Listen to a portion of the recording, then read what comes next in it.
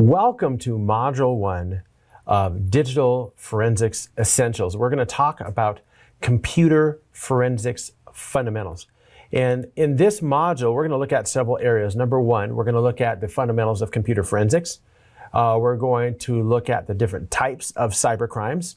We're going to look at IOCs, which are indicators of compromise.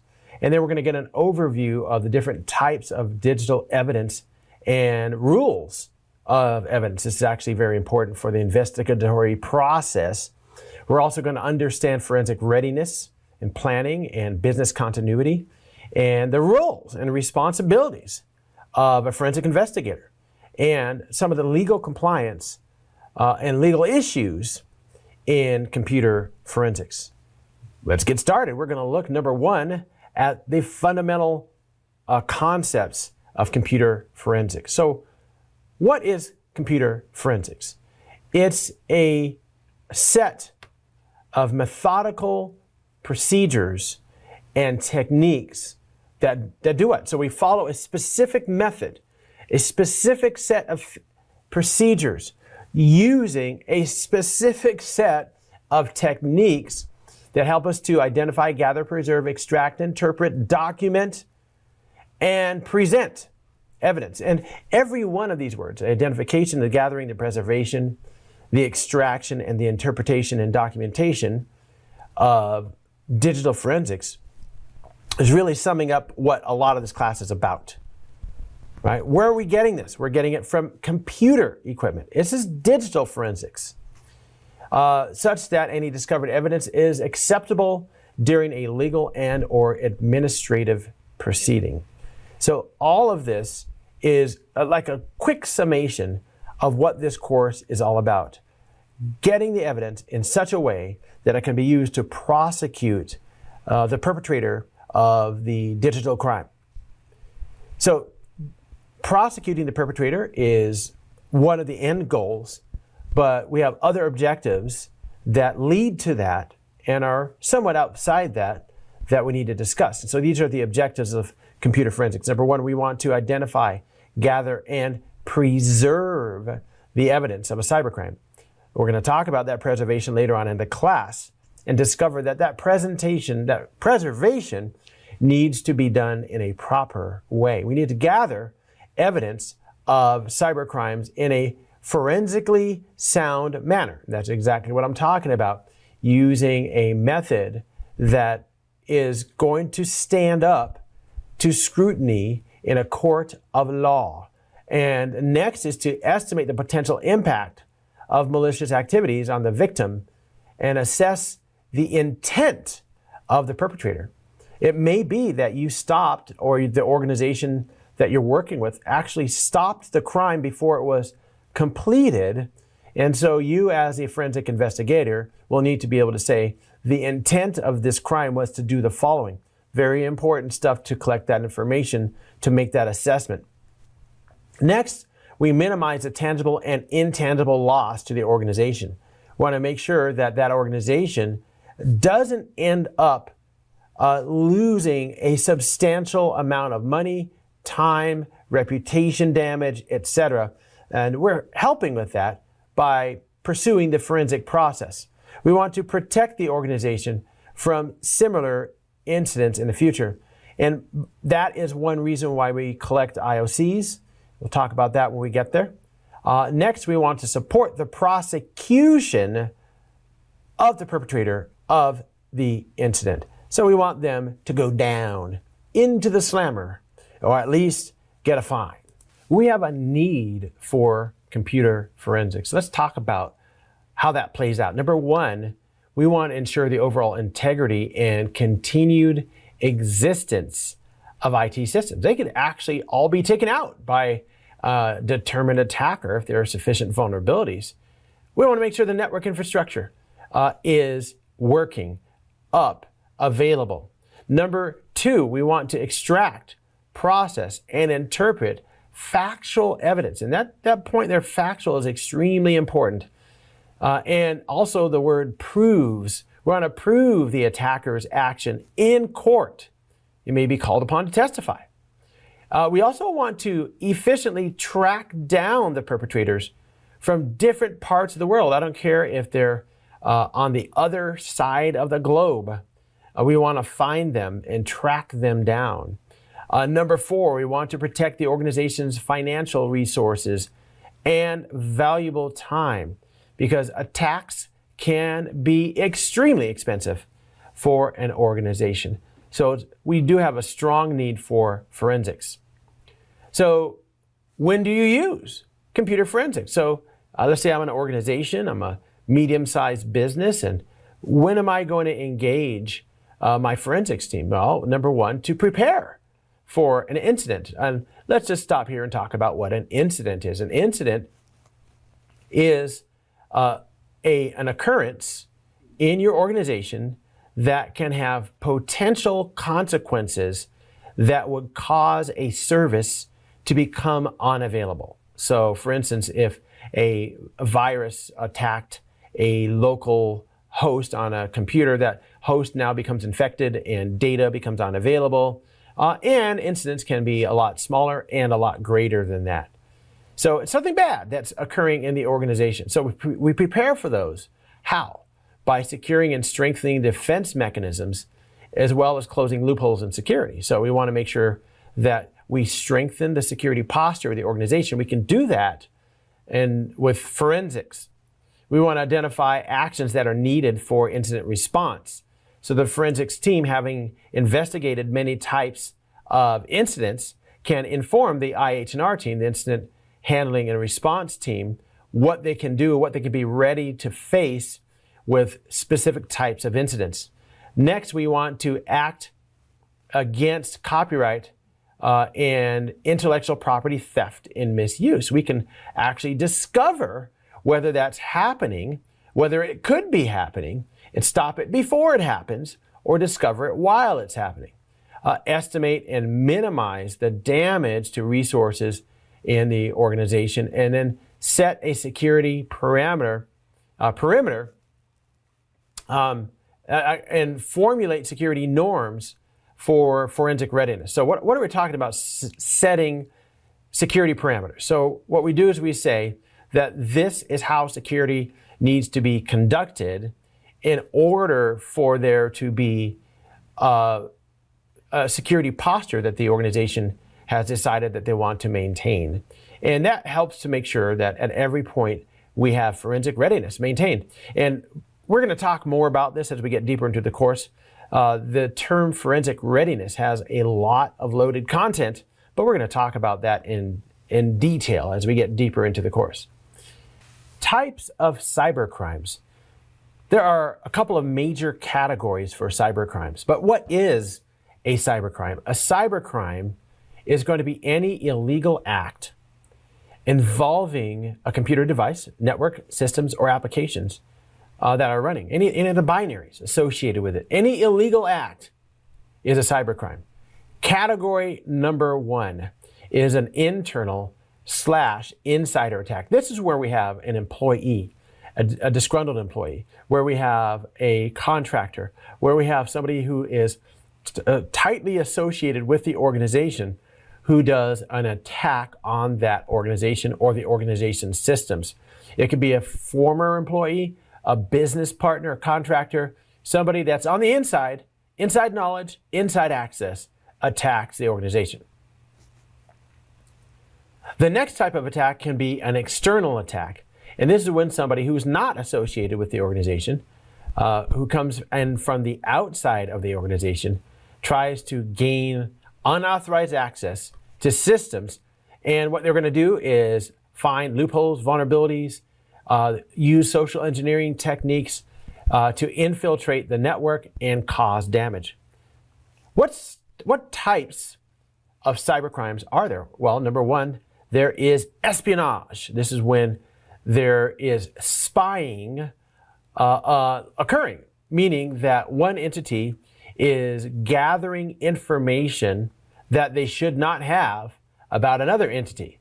I think where we've seen this happen most, and most of you understand it from the nation state side of the coin, where somebody from one nation infiltrates another nation to gather national secrets. Well, the same thing is happening in terms of cybercrime, where an attacker will infiltrate an organization to get organizational secrets. That's called espionage. Next is intellectual property theft, where there is intellectual property that's owned by one organization that is stolen by an attacker.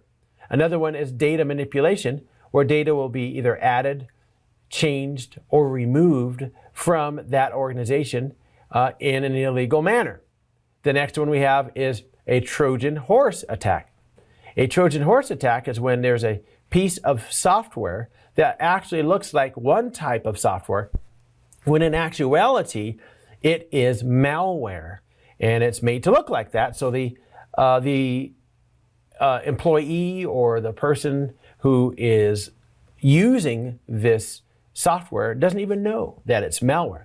The next we have is a structured query language attack, and this is SQL, structured query language, SQL. You can inject SQL, which is the language that relational databases speak, that applications make use of. You can inject that SQL into the application and make the database do things like delete data, create new user accounts, things like that. A brute force attack. And a brute force attack is when you have a piece of software that tries all the combinations of letters, etc., that can be used to gain access to an application or an operating system. We also have phishing spoofing attacks, where somebody will send in an email or a text or a chat message that has spoofed credentials made to look like they're an authority or whatever. You've received these before, received these types of phishing emails. The next we have is privilege escalation attacks, and this is when the attacker that has gained a foothold in the organization, what they'll do is they will take that little foothold that they got, that they obtained, and they will use it to get administrative root access to the organization. We also have denial of service attacks, where there is so much data, information, frames, packets that are sent at a resource so that the resource becomes unavailable. There's cyber defamation, where the attacker will use internet and other electronic means to defame an organization or a person. There's cyber terrorism, where the internet is used to conduct terrorist attacks against another entity or organization on the internet. And then we have the state of cyber warfare, where we actually exist almost perpetually on networks and entities and governments and organizations that deal with day-to-day operations on the internet. Let's talk about the impact of cybercrimes at the organizational level. And so we see there can be quite a lot. Number one, loss of confidentiality, meaning that data that should be encrypted is exposed. Integrity, meaning that data that was supposed to be one way, by the time it was received, it was changed. And availability, meaning that I can't get to the data in the data stored in the organization. Theft of sensitive data, disruption of business service, loss of customer and stakeholder trust. Right now, think of this. Think of an organization that you've heard of that has had a major hack attack. They've been hacked. They've had their organization shut down because of some cybercrime. And there are other organizations that will no longer deal with them because they allowed themselves to be attacked. So they could have reputational damage. That can lead to either directly or indirectly, the cybercrime can lead to financial losses and penalties. If the attacker, like for instance, violated patient data or stole credit card data, that organization can be penalized by the government of that company, of that country. All right, so the next thing we go to is understanding digital evidence. So what is digital evidence? Let's have an introduction to it. It is any information of probative value. Probative value. Look at that root, probate, right? We talk about court, we talk about legal proceedings. It's information that has value for legal proceedings that's either stored or transmitted in digital form. So that's what evidence is. And if you've ever watched any of the crime series, especially the more modern ones on TV, you've seen them collecting evidence. So for instance, there'll be crime tape, and in the area of the crime tape, if you look at these TV shows, you'll see where they have tags.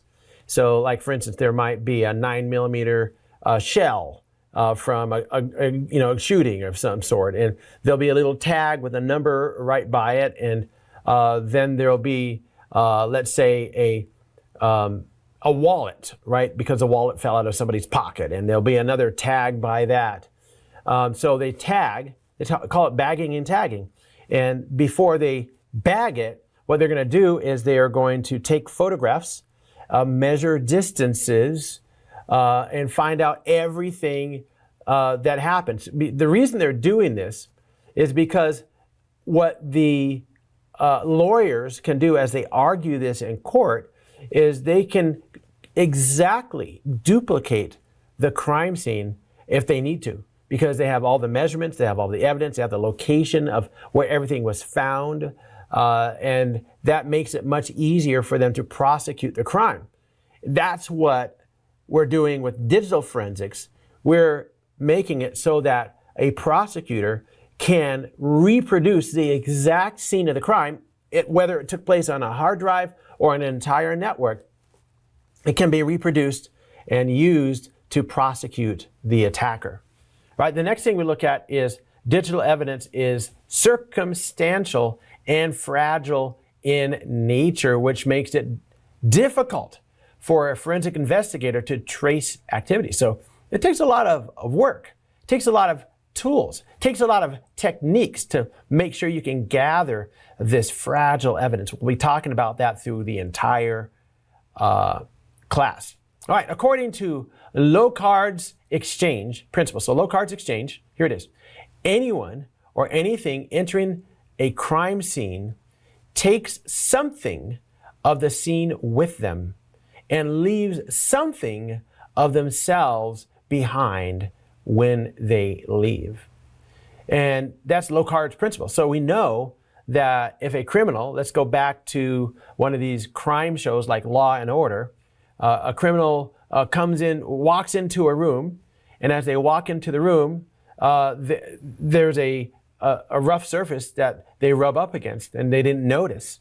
Or they leave a thread that fell off one of their piece of clothing.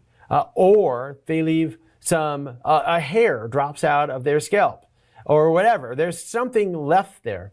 At the very least, if there's no DNA evidence, there might be a footprint impression left in the carpet that if you look very carefully, you can find out the size and width of shoe that they were using. Perhaps there is no footprint and there is no DNA evidence, but when they stepped on one of the boards of the floor, it made a little creaking sound as they walked into the room. And at that time, somebody downstairs happened to be awake, and they're like, oh, that's odd. Those people aren't usually home at that time, and they heard a board creaking, and that's evidence. So Locard's principle works in the digital area also.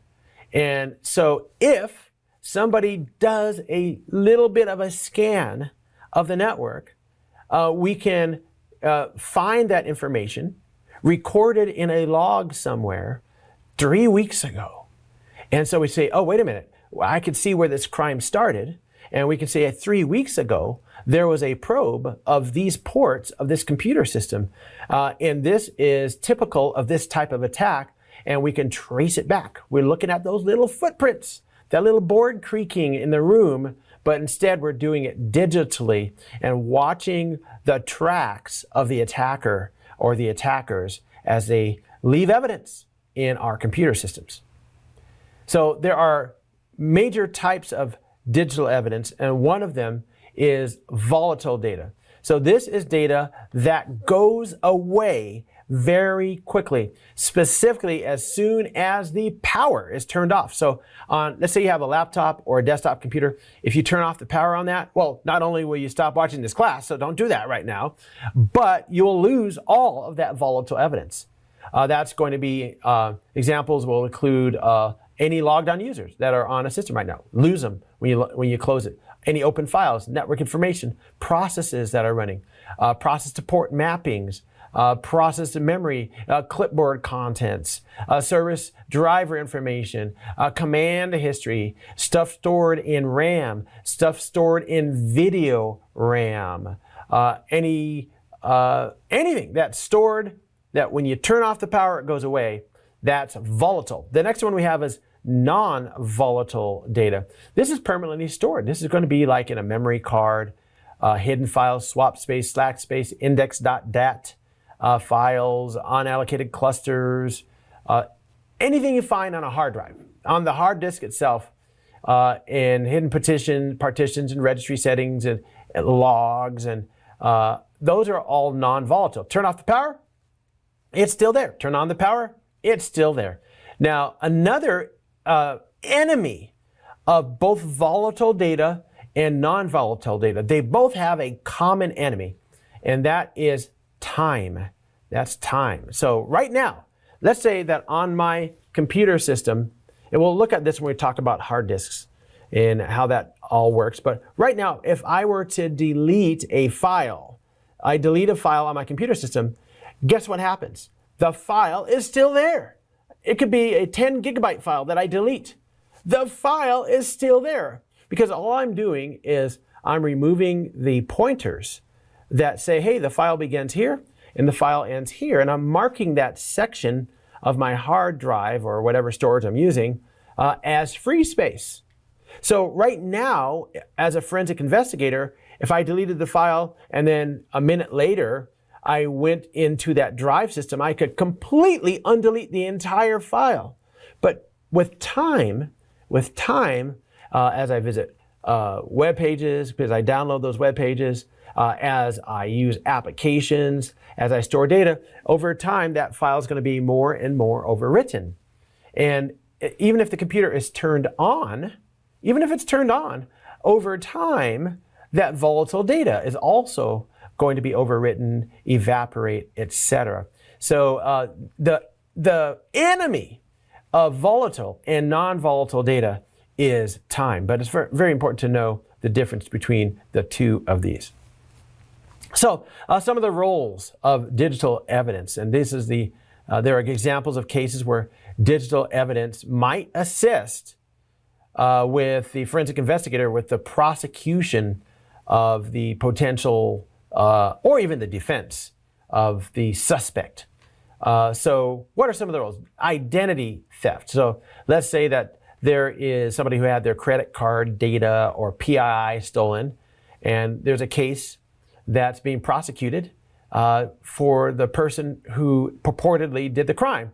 Well, getting forensic evidence will help in the prosecution of that. Or malicious attacks on computer systems. When I was describing that one that started with a scan and maybe will move forward into actual attacks, other types of attacks, information leakage or unauthorized transmission of information or theft of commercial secrets or use or abuse of the internet.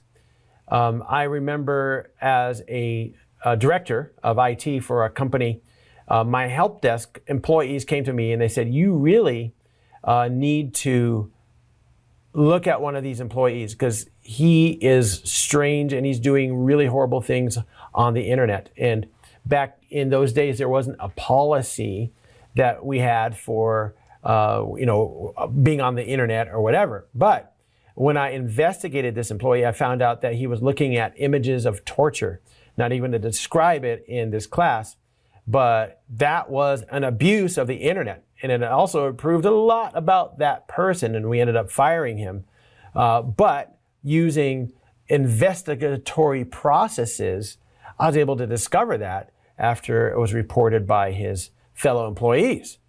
production of false documents and accounts, unauthorized encryption or password protection of documents, abuse of systems, email communication between suspects and conspirators.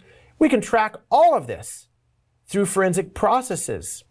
We can use, for number 10, email headers and look at that. We can look at logs for abusive systems.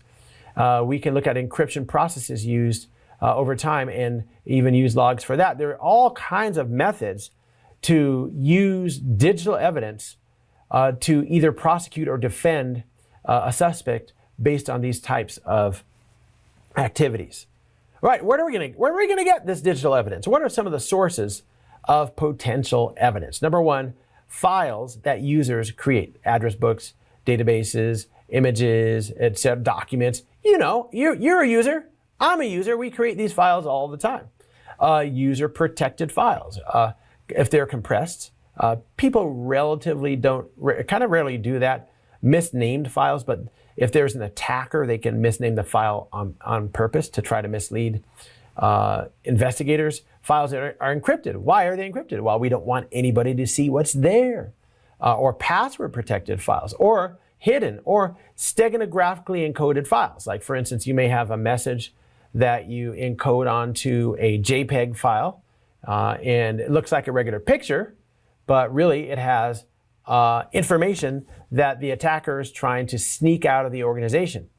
Or even computer created files like backups and logs and config files and printer spool files and cookies and swap and system files and history and temporary files. All of this is a potential source of evidence. There are other potential sources of evidence also, like, for instance, a hard drive, thumb drive, memory card. And so what can you put on there? Everything. You can put pictures and video and multimedia files and logs and text files. You name it. If it's on a computer, you can get it onto a hard drive, thumb drive, flash card, right? Some type of dongle that you can use to attach whatever type of card you want to that dongle. And configurations or permissions can be changed. Even through like a biometric scanner. It can be gamed if you know how to use it. An answering machine, voice recordings, deleted messages, last call number, that's potential evidence. The suspect received a call at 10 a.m. on April 7th, and the call that he received was from Antigua, but it was actually forwarded from a location in Eastern Europe or whatever, right? So we can use that as evidence, digital surveillance camera. Well, the suspect claims that he was not in this area. However, when we review footage from 3 months before the crime took place, we see the suspect walking into the area.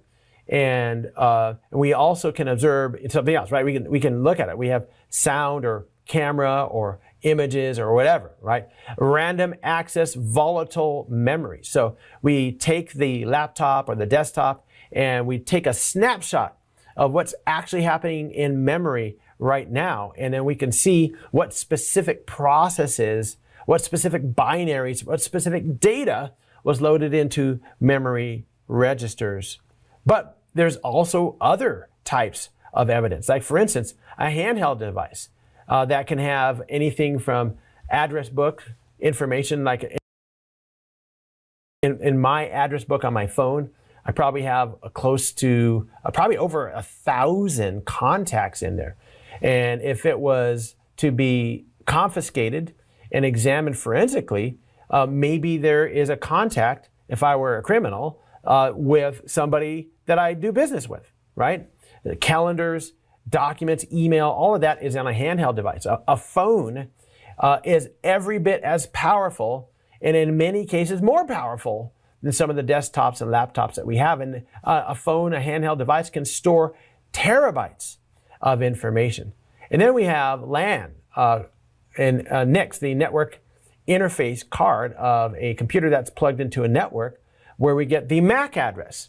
The MAC address, the media access control address, cannot be changed. You can spoof it, So for instance, if I had a PC and I wanted to fake like I was another device on the network, I could spoof the MAC address of the other device. But there's also what's called the BIA, or the burned-in address of that device, and that burned-in address never changes. So having that information is very helpful in routers, modems, and switches. And if you're using hubs, there are files, for instance, a syslog and configuration files and others where you can get evidence. We also have network cables and connectors, and it could be the device itself. This device was connected to the network. How do we know? Well, because when we went into the room, there it was, plugged into the network, and I took a picture, and here it is. This device was interfaced fiber optically with this switch or whatever, right? We can maybe determine that by even looking at the logs of the switch or the router or whatever it is. Servers, well, they're an entire computer system. I will also say this, that printers are often entire computer systems from which we can collect forensic data. But beyond that, their main job is to print. So we have logs, time date stamps, network identity and interface information, ink cartridges, time and date stamp, etc., that we can use to establish a track of the attacker. Also, even an IoT or a wearable, like if somebody has a watch or a Bluetooth headset or stuff like that, we can examine the GPS on the watch. So maybe they erased everything. They're trying to establish that they never went to a specific location, and there's no GPS evidence on the laptop, there's no GPS evidence on anything, but on their watch, maybe they didn't erase that, and we can go grab that. Video recordings, cloud storage, sensors. There's a lot of information on IoT and wearables.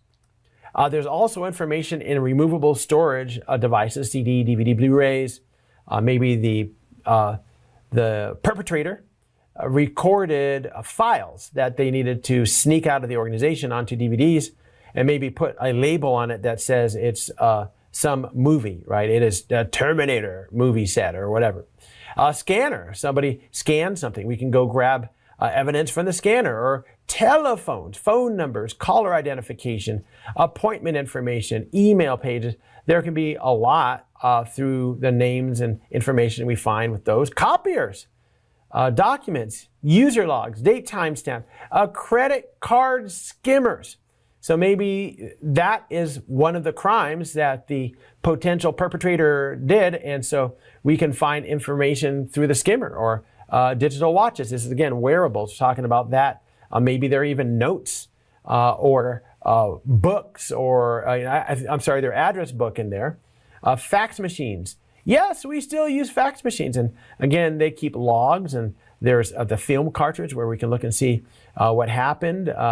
Look at the phone numbers that were called and where they're received, and then even GPS. Again, finding where somebody went and when it happened by looking at those logs.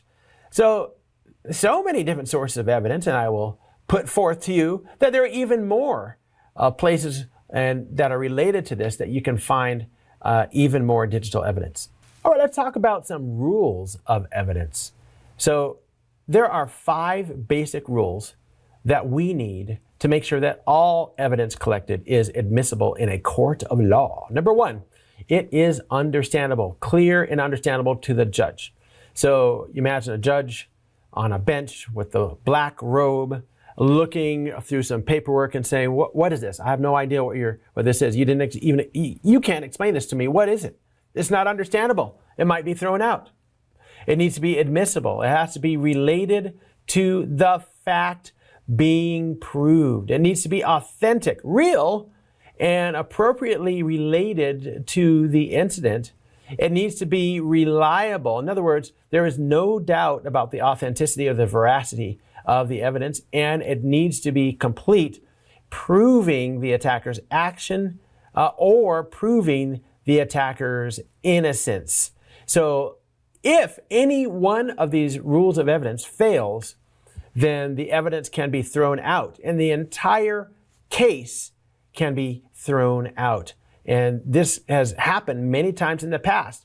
where you bring somebody in who is, it is known by both the prosecution and the defense that the individual committed the crime, but the major evidence that ties the individual to the crime was collected improperly, violating the rules of evidence, and then the major chunk of evidence gets thrown out of court and a mistrial is declared, and in some cases the perpetrator can walk or there's going to be a retrial. So very important to get your evidence correctly gathered. So the best evidence rule. So if we look at the best evidence rule, what it states is that the court only allows the original evidence of a document or a photograph or a recording. In other words, you can't go to the judge and say, I would like this admitted as evidence in the trial. And well, what is it? Well, Your Honor, this is a photo of a picture of a rendering that was taken by somebody before. So it's not real, right? It's a picture of a picture of a picture. That's not original. That's not going to be allowed in court, right? So it needs to be original, not a copy. However, the duplicate can be accepted as evidence provided the court finds the parties' reasons for submitting the duplicate are genuine. So, for instance, if I take a picture of a picture into the court and say, the reason I'm submitting this is because on the bottom left-hand corner of the picture we see an artifact, and I can document each one of these cameras and so on. There are reasons why you can accept that. If it's proving a specific point, and maybe the evidence itself isn't what you're submitting, it's something else related to the evidence. So either way, lawyers are really good at this stuff. So, but really you want to focus on original and genuine. One thing also I want to say about this too is when we're dealing with, let's say, digital evidence, if we can prove that the digital evidence that we have is 100% the exact same as it was on the original, and we could do this with hashing techniques, then it can be accepted. Down over here, the principle underlying the best evidence rule is that the original evidence is considered to be the best evidence. So original is the best. All right, so federal rules of evidence. And this is dealing with the United States of America. And this will, if you're watching this from Canada or from a Western Europe country like Germany, or you're watching this from the UK or something like that, you're going to have somewhat similar types of experiences in terms of rules of evidence, although they will vary by country. But the United States is a very good one to look at in terms of rules of evidence. So let's visit the federal rules of evidence of the United States of America. Number one, these rules shall be construed to secure fairness in administration, elimination of unjustifiable expense and delay, and promote growth and development of the law of evidence to the end that the truth may be ascertained and proceedings justly determined. So that's the actual reading of the law and the beginning of it regarding the federal rules of evidence. So now what we're going to do is we're going to dive into some areas dealing with evidence at the federal level. One of these is the Scientific Working Group on Digital Evidence. What they've established is several principles that are standards that we use for evidence. Number one, principle one, in order to ensure that the digital evidence is collected, preserved, examined, transferred in a manner safeguarding the accuracy and reliability of the evidence, law enforcement and forensic organizations must establish and maintain an effective quality system.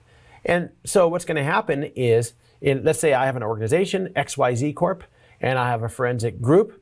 I need to have that part of my organization organized in such a way that under an investigation, it will be deemed to be a quality and effective system. Right, so principle one. There are other principles, but let's go ahead and move over to standards and criteria 1.1. All agencies that seize and or examine digital evidence must maintain an appropriate SOP. SOP is a standard operating procedures document all elements of an agency's policies and procedures concerning digital evidence must be clearly set forth in this SOP document, which must be issued under the agency's management authority. All right, let's go ahead and look at XYZ Corp again, and let's say that we don't have an effective quality system. We actually don't even have a real forensics team. We have an IT team, we have an incident handling team, but not a real forensics team. And we went about collecting the evidence. Our team was investigated, and they were found that under the standards and criteria 1.1 of the SWGDE, there was no SOP for our investigations. And a lawyer on the other side can say, this was not forensically gathered appropriately, they didn't have a correct forensic team put together, and therefore I move that this evidence that was gathered by these well-meaning people be dismissed. And the judge could slam the gavel down and say, the evidence is hereby dismissed, and maybe you no longer have that prosecutor. So, under criteria and standards 1.1 of the SWGDE, it's a very good idea to make sure your forensics team has SOPs for conducting forensic examinations. All right, let's go to standards and criteria 1.2. Agency management must review the SOPs on an annual basis to ensure continued suitability and effectiveness. So we want to make sure that we are always on top of it and that we don't allow these procedures to no longer be valid. Standards and criteria 1.3. The procedures must be generally accepted in the field and supported by data gathered and recorded in a scientific manner, right? So these are just criteria that the SWGDE has put together to help organizations like yours, organizations like mine, put together effective forensics teams. They actually have some more. Let's look at that. They have criteria 1.4, maintaining written copies of appropriate technical procedures. 1.5, using hardware and software appropriate for the seizure and examination procedures. 1.6, all activity related to the seizure and storage and examination must be recorded, available for review and testimony. Standards and criteria 1.7, any action that has potential to alter and damage and destroy any aspect of the original evidence must be performed by qualified persons in a forensically sound manner. Well, this is a lot of stuff. I tell you what, if you've ever studied law at all or read any law manuals, this is, if you look at the SWGDE, it's there to comply with the standards of jurisprudence. And so if you read a lot of the stuff they have, it's very much like a law manual in its reading. So you have to kind of be prepared for that type of statements, you know, that you would see in a court of law. Very interesting stuff here. There's another organization that can help out too as you put together your forensics team, which is the ACPO, which is the Association of Chief Police Officers Principles of Digital Evidence. The Association of Chief Police Officers. These are their principles of digital evidence. Principle number 1, no action taken by law enforcement agencies or their agents should change data held in a computer storage media, which may be subsequently be relied upon in court. So in other words, we want to make sure we preserve digital media. Number 2, we want to make sure we have access to digital media and that it's stored adequately. Number 3, we want to make sure that there's an audit trail that can be investigated by and preserved by an independent third party. Number 4, the person in charge of investigation, the case officer, needs to have responsibility and follow the law and the principles alluded to herein. All right, so, and these are all for the ACPO and for other agencies that help with investigations, especially digital evidence principles, etc. These are all stated in much more detail. If you go to down here, this is the college-police.uk. You can find some of these documents and investigate them for yourself. All right, so let's understand forensic readiness. What in the world is forensic readiness? It refers to the organization's ability to optimally use digital evidence in a limited period of time and with minimal investigation costs. What does that mean? If you have forensic readiness, the degree to which you have a team that can quickly investigate digital crimes, is the level to which you have that ability, and the level to which you can quickly leverage that ability indicates your forensic readiness. So if you have very good forensic readiness, it gives you some benefits. Number one, you have fast and efficient investigation with minimal disruption to the business. Number two, you have better security from cyber crimes like fraud or theft or whatever. Number three, it offers a structured storage of evidence that reduces the cost of the investigation. Number four, improves law enforcement interface. Number five, helps the organization use digital evidence in its own defense. So those are a lot of benefits.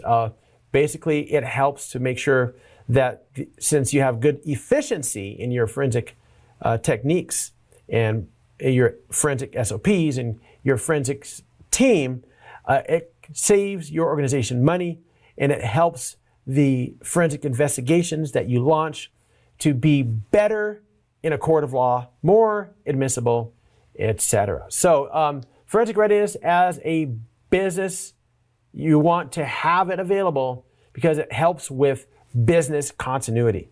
And so business continuity allows an organization to quickly bounce back from an attack or from anything that would stop that business from being able to conduct normal operations.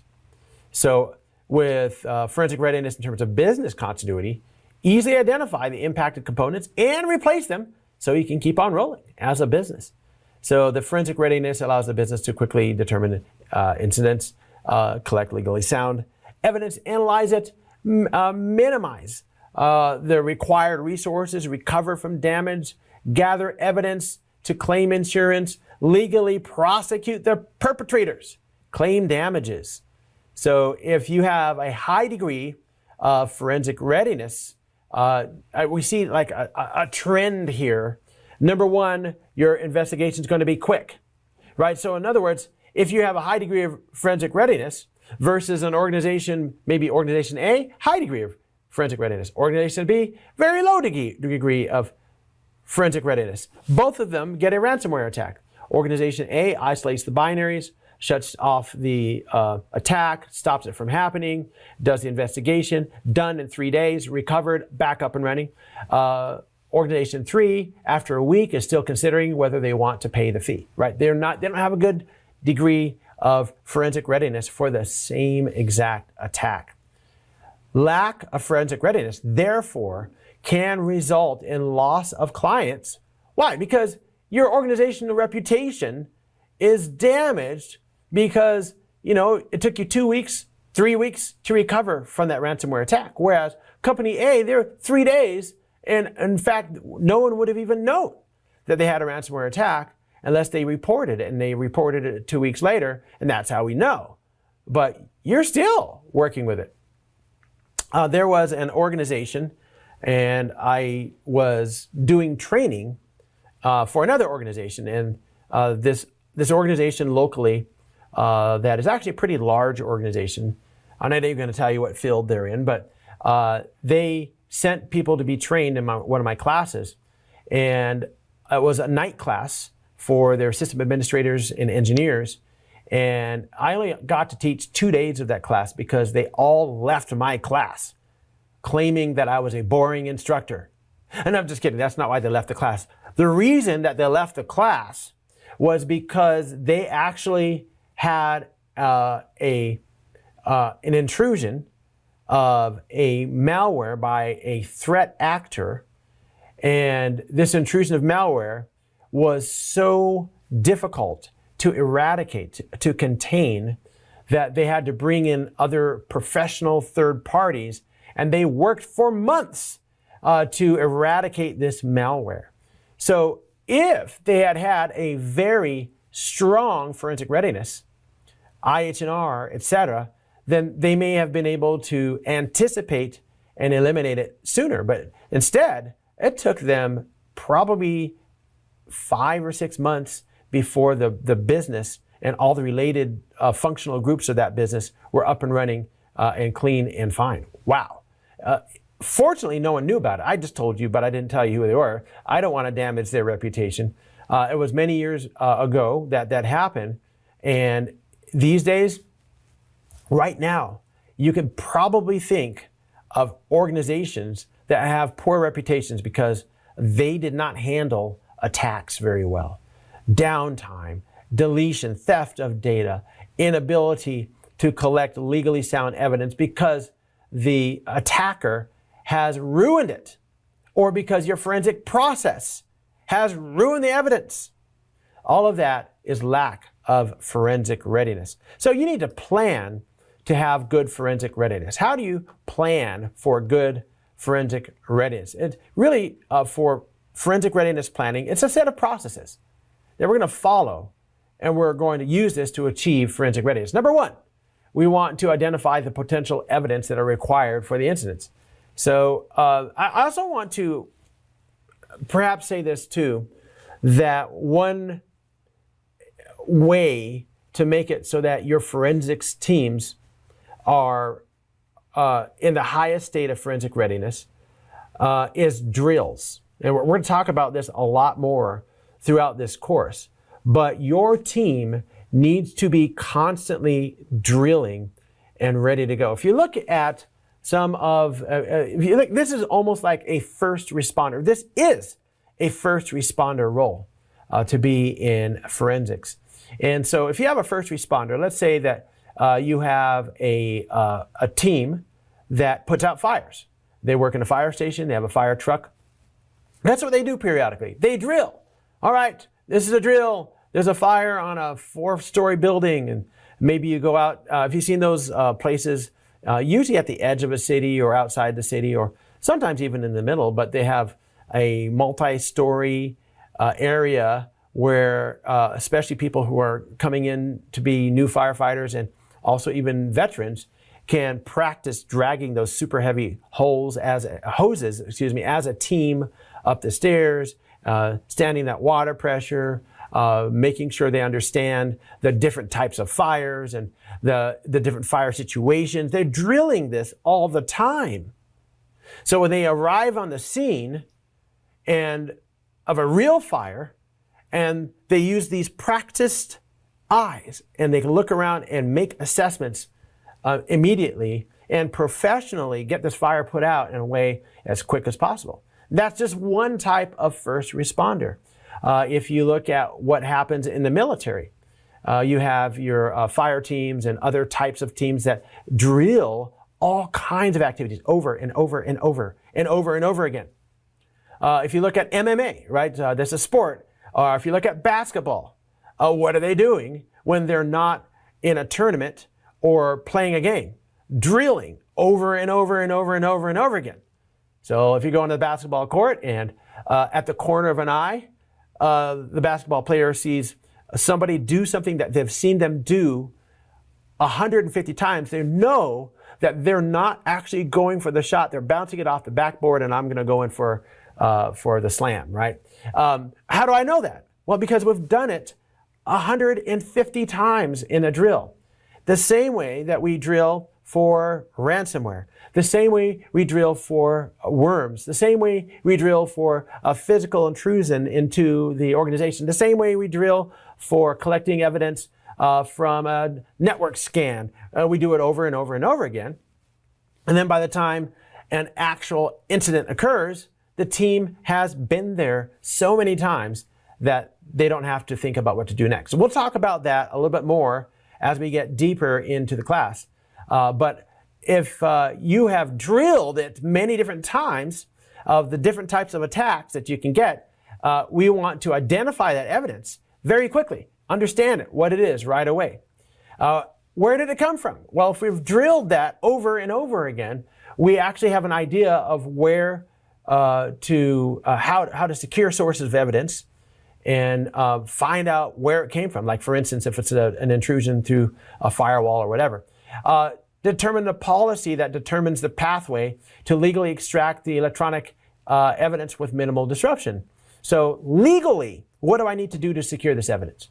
Number 4, establish a policy to handle, and look at this, the term policy is going to come up over and over again in this course. Really, the beginning of good forensics starts with policy. Establish a policy to handle and store the acquired evidence in a secure manner. You're going to need a place to store this. You need a forensics lab. Number 5, identify the incident requires full or formal investigation. So I need to know if it does. And if I've drilled this many times, then I might be able to tell right away whether I need a full formal investigation. Create a process for documenting. Establish legal advice through a legal advisory board to guide the investigation process. So all these policies that we establish here and so on, all the processes and standard operating procedures need to be funneled through our legal counsel to make sure that everything we're doing lines up with a forensic readiness and forensic process that will allow this to stand up in court. Number 8, keep incident response team ready to review the incident and preserve the evidence. The forensics team and forensics in general is an integral part of incident response. So we need to make sure that we're all ready to react in a way such that we preserve evidence that can be used for the organization and for the prosecution of the criminal in the crime. All right, so this brings us to identifying the roles and responsibilities of a forensic investigator. So, you want to be a forensic investigator, do you? What are you going to be doing as a forensic investigator? Number 1 is cybercrime investigation. So you're going to have skills, experience, helping your organization, helping law enforcement agencies investigate and prosecute the perpetrators of cybercrimes. That's what we want to do, is bring them to justice. Have them standing before that judge and answering for their crimes. Number 2, sound evidence handling. So again, we're going to have experience. By the way, a lot of this experience, it's going to become clear as we go through the class that happens through drilling, doing exercises over and over again. So technically, if a person is technically inexperienced and they examine the evidence, it might become inadmissible in a court of law. That's why we need to drill and make sure that they are technically experienced so that the evidence can be admissible. So we need forensic investigators because we want the evidence to be sound and handled well. All right, number 3, incident handling and response needs forensic investigators because a very important step in IH&R, incident handling and response, is the forensic investigation process. So we have to have good forensic readiness to help with handling incidents. All right, so if you're going to be a forensic investigator, what are some of the roles and responsibilities that you will have as a forensic investigator? Number 1, determine the extent of any damage done. So we want to find out what was broken. Remember, the attacker is there to steal, kill, and destroy. Kill your company, steal your data, and destroy evidence that they were even there. And so what we want to do is find out what damage they did. And so you need to be able to have an SOP that'll help you find that out. We want to recover data, investigate the data from devices that were involved in the crime. All right, any data that can help with that investigation. We want to create an image of the original evidence without tampering with it at all.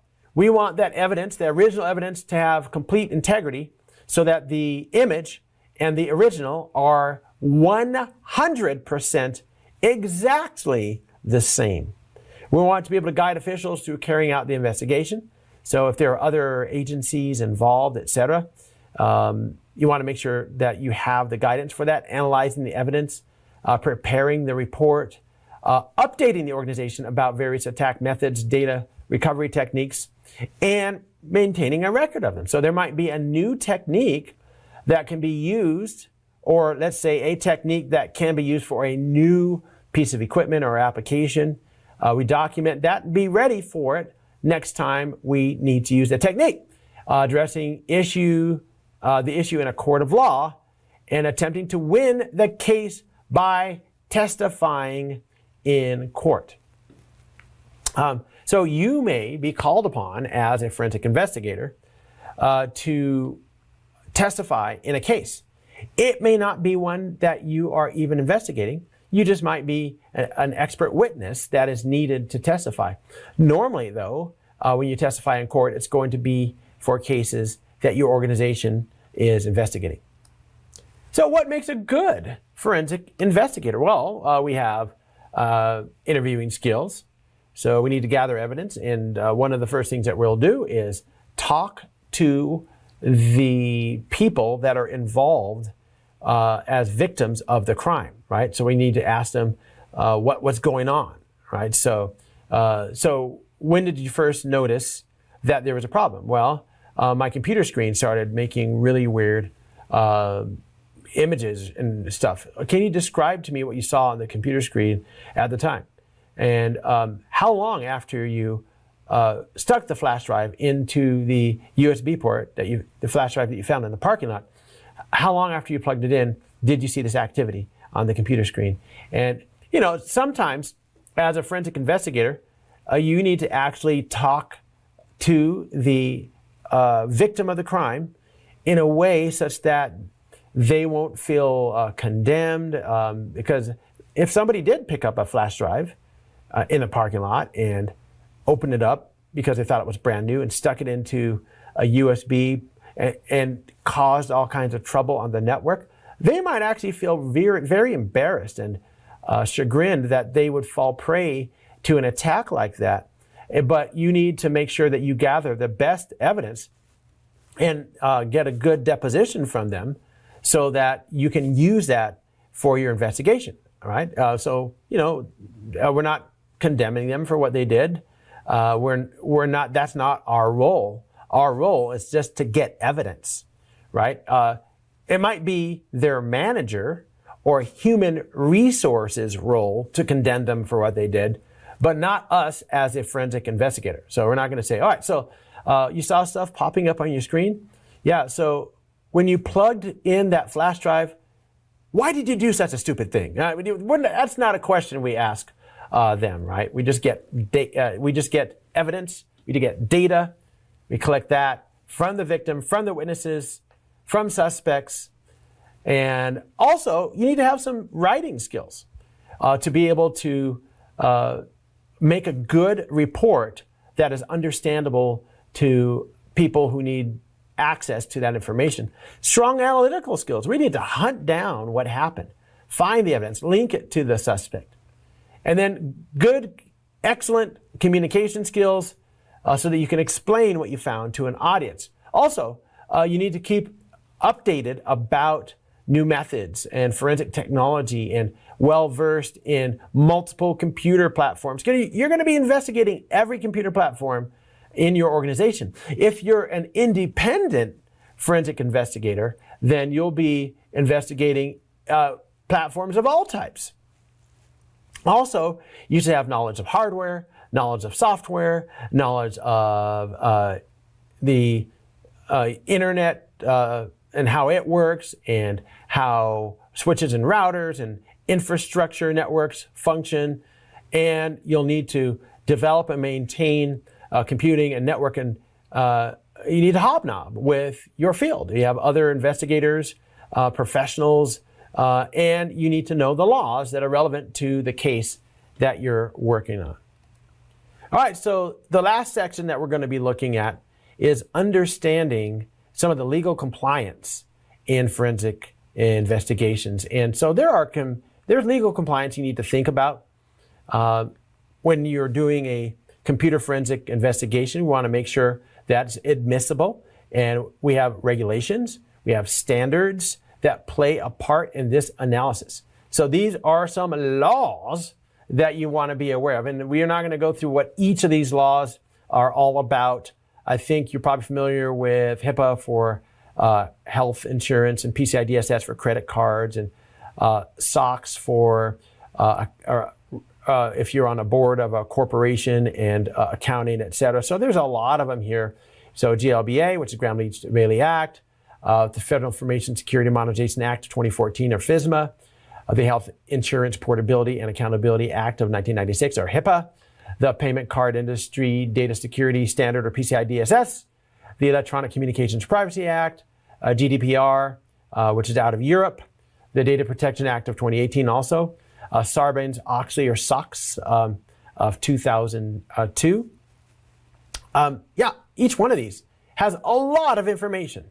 And if I'm working with a defense contractor covered under FISMA that works with an on-base or a hospital that's covered by HIPAA that allows patients to pay using credit cards that's covered by PCI DSS, wow, I might need to keep all of that in mind during my forensic investigation. No? Absolutely. All right, so if you are an organization that works with or in other countries, or if you are located, you may be watching participating in this class from Singapore, or from Belgium, or Brazil, or the Philippines, or India, or you might be out in the UK, or you might be one of those United Statesians. Whatever location you are, whatever country you're in, there are laws that if you're doing forensic investigations, you need to think about. Secondarily, if you are in a nation and you do business in another nation, you need to be aware of those laws also. And really, we're only touching the surface of these laws. So, we have looked at some of the fundamentals of computer forensics. We're going to expand vastly on some of the themes that we've been talking about throughout the rest of the course. We looked at some of the rules of evidence that we have to look at. We looked at some of the forensic readiness planning and business continuity, and even the roles of a forensic investigator. And we had talked about legal issues all throughout this section. In the next module, we're going to look at the actual process, details on the computer investigation process. So, hey, it was fun doing this module. Let's get ready to move on to the next one.